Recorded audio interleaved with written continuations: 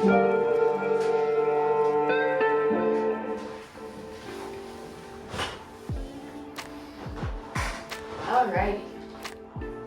Hi, welcome back to my channel. If you're new, I'm Jasmine. I am a foreign or international medical graduate from the Philippines, and I am currently getting myself together and getting ready to apply to the residency match for 2025. So if you've seen my previous videos before, you know that I've already taken my USMLE Step 2 CK and I passed, thankfully. And so now I am in the middle of trying to get observerships, research, just overall building my CV so that I can be ready to apply for the match later this year. So yeah, let's get started with this video. So this video is called Mistakes that I made in prepping for Step 2 CK and dealing with disappointment. So I'm going to be looking in this direction because my script is on my monitor off to my right here, so I apologize if that distracts you, but I'll try my best to not look too much in that direction. But yeah. And if you hear like noises in the background, it's either my cats or the dryer and the washing machine. So I again apologize that it's very loud, but I don't have that much time to film and stuff. So I'm trying to like do things, multitask and all that. So I think I hear my cat, so I'm gonna go tend to her, see what she needs.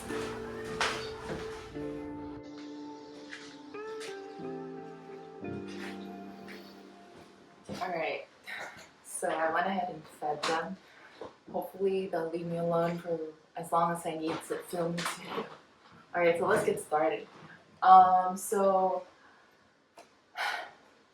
if you watched my previous video, I broke down my 3-month prep of USMLE Step 2 CK, and there I mentioned all my resources and everything I used in order to pass with a comfortable margin.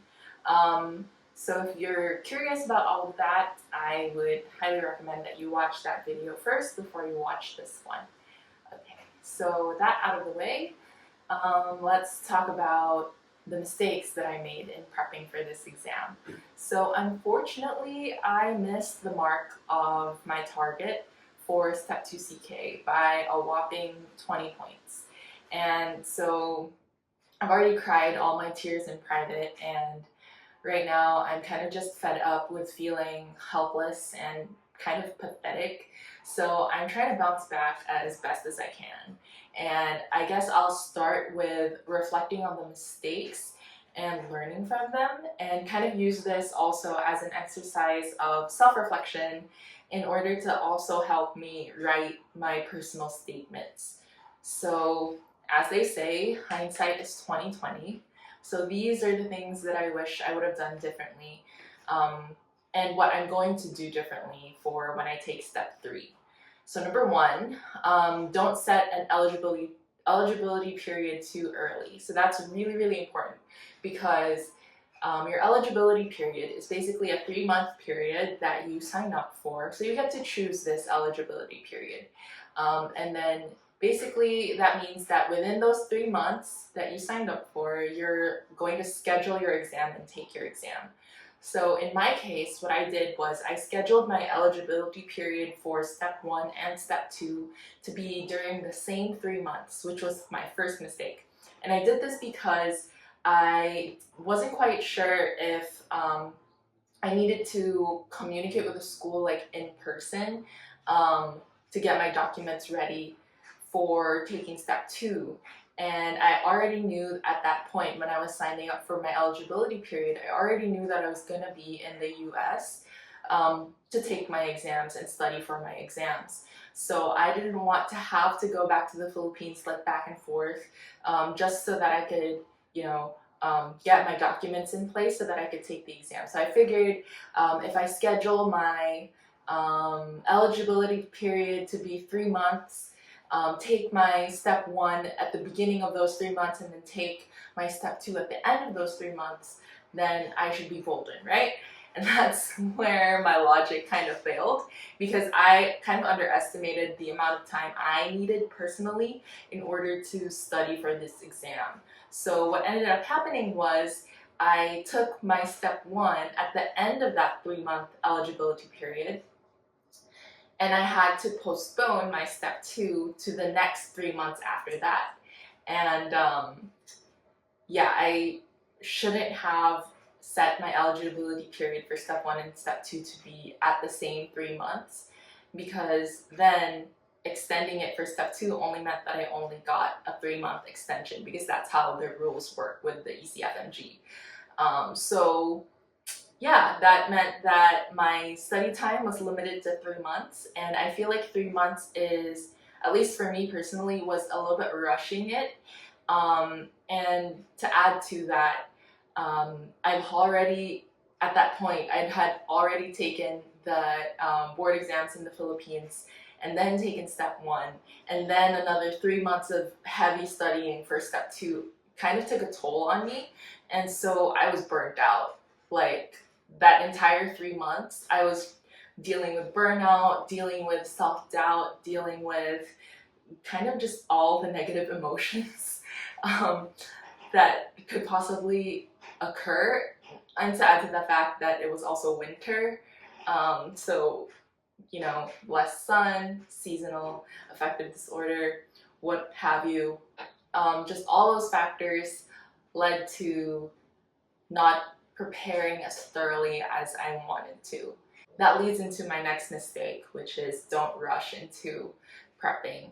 I should have taken enough time to be scoring comfortably in my target range and even above my target range, so that I could be sure that come test day, even if I scored below my predicted score, I'd still be within my target. That's mistake number 2, and mistake number 1 kind of tie in together. And then the third mistake is I wish I would have focused more on the NBMEs during the last month of my preparation, instead of taking those 2 weeks to go back and do the second pass of the CMS forms.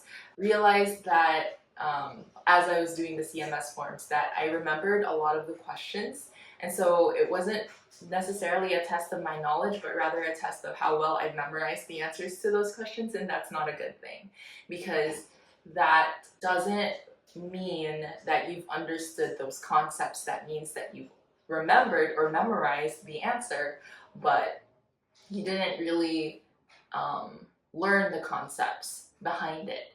So that's mistake number 3, focus on the NBMEs. And then mistake number 4 is don't get complacent with good practice test scores. So I mentioned this a little bit earlier, that I should have been aiming to score above my target range consistently on my NBME exams. And I wasn't really scoring above my target range consistently. I would score it a little bit here and there, but those were kind of flukes, and I really should have made it a point that each time I took a practice exam, I would simulate the testing conditions and make sure that I score consistently above my target score. So that gives me a comfortable margin of error, so that if I do indeed score below my predicted score, I would score within my target range anyways. So that's mistake number 4. And then mistake number 5 is I wish I listened to more podcasts that are available on YouTube or elsewhere on the internet to relearn high yield topics. So I found this podcast called Divine Podcast through Reddit, and I've listened to a couple of his podcasts since I found it. Unfortunately, I found the podcasts a little bit too late. I found them within like the last 2 weeks of my step 2 prep. So he has very high yield points and a bunch of lecture style topics that are like spitting high yield facts at you rapidly. And I wish I could have incorporated that more into my studying. Lastly, I wish I could have gotten a good night's sleep before test day. So this is a multitude of factors, but I've had history of not being able to sleep prior to a very important test.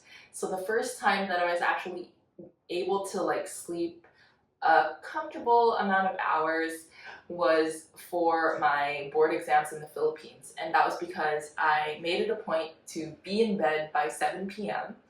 and allow sleep to come to me no matter how long it took, even if it took like 2 hours for sleep to come to me. At least I'd be asleep by 9 p.m. and wake up in time the next day for my exam. So this time around, for Step 2 CK, I tried to do that, but I also wasn't able to because I ended up trying to fall asleep around 9 p.m. ish and didn't really sleep well that night.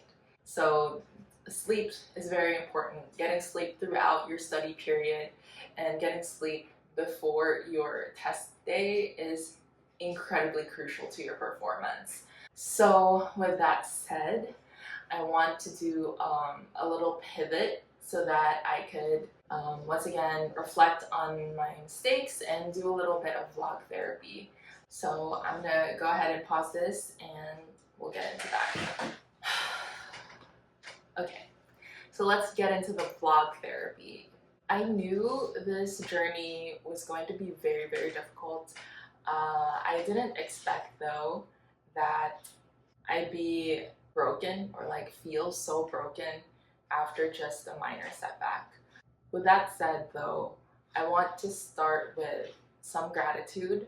I do feel very thankful and very blessed that I passed within my first attempt of the exam. I don't want to sound unappreciative or ungrateful for all the blessings that I have in my life. I am the exact opposite. I feel like I'm undeserving of everything that I have in my life. But I do see the value in allowing myself to feel disappointed and allowing myself to process these negative emotions and hopefully move past them. So this is me processing the negative emotions. And as I mentioned at the start of this video, I've already cried all my tears in private. And I'm not big about showing that sort of emotion online and on the internet. I feel like some parts of yourself and your life are better kept private. So those somber moments are something that I want to keep to myself and my husband, and I hope that that doesn't make this video any less sincere or any less genuine because I'm not crying in front of the camera or whatever. But do know that the feelings when they happened were very, very real. And so I'm going to discuss that a little bit because I feel like it'll help me get over them faster. Yeah. All right. So as I mentioned, I had scored about 20 points below my target score, which is incredibly devastating.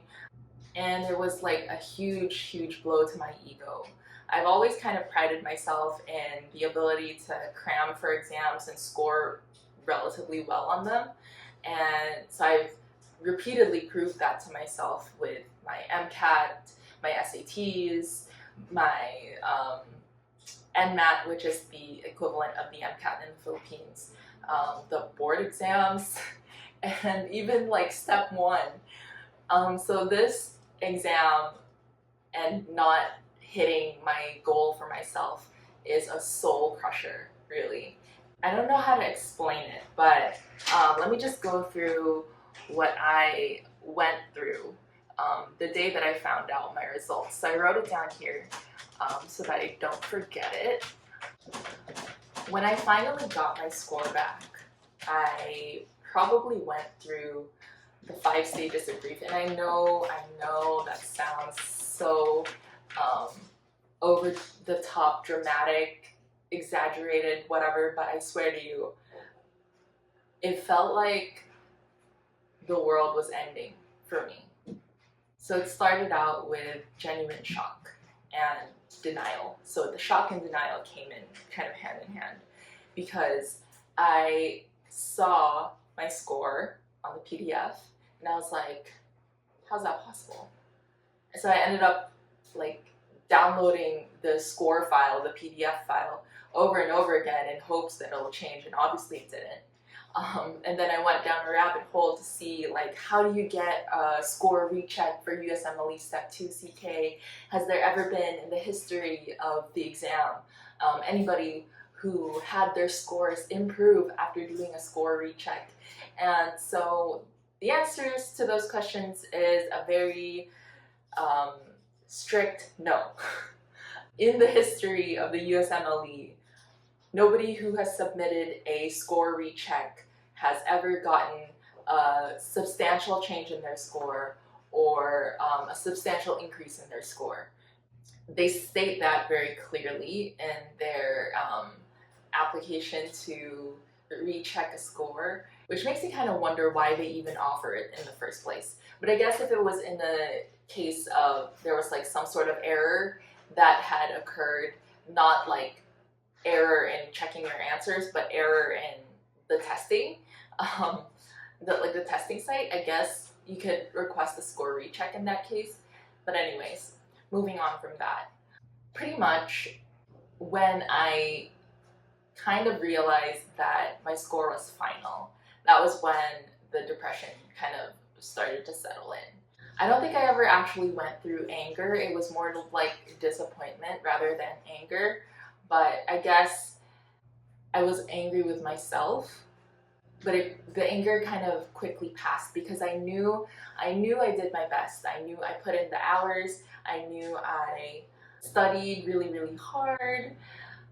It's just that it wasn't enough time-wise, and I should have allotted myself a little bit more time to be more prepared. So that means that the depression came in, but the depression came in kind of slowly, like it crept up on me. I tried to hold down the fort pretty well. I buckled down. I emailed some connections that I had to see if they can give me any advice, if they can give me any opportunities for observerships or research or what have you, or like if they had any leads or tips on how I could get those. So I spent basically the entire day on my computer. I don't think I ate lunch that day because I had just been so hyper focused on, trying to email as many people as I could and trying to figure out more about like programs and if there were programs that accepted a score below a certain cutoff, if there were programs that were more IMG friendly, etc., etc. When my husband came home, I knew I needed to study for my OET, so I told my husband that we'll eat dinner and then after dinner we'll practice for my OET the next day, and so that's what we did. I even talked to my parents on the phone, and everything was just okay until it was time to go to sleep. And basically, out of the blue, I just, I broke down and I bawled my eyes out. And the whole time I was kind of laughing and cringing at myself, so I probably looked like a maniac to my husband. And I am very thankful for his patience with me. Throughout this whole journey, he has been my pillar of support and unyielding, unwavering, and I'm very, very glad that I have someone like him by my side throughout all of this. I think the reason why I was kind of cringing at myself for crying was because I didn't know why I was so affected by my score. And I didn't know why it felt so unfair. I didn't know what the problem was. Like, I passed the exam. Why am I sad? Was I sad because I passed? Did I want to fail? Because then I would have a reason to just give up altogether. And then it came to me. I was crying because it felt like I've hit the limit of my capabilities and that maybe the score was the extent of it. and that maybe I'm not really cut out for this journey.